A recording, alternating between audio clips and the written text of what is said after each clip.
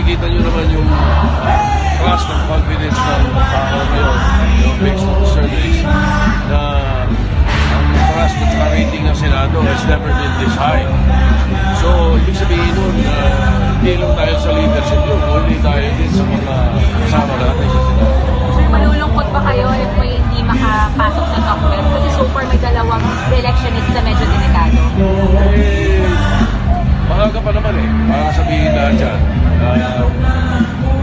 Perhaps you can ask me that question 2 weeks before election day.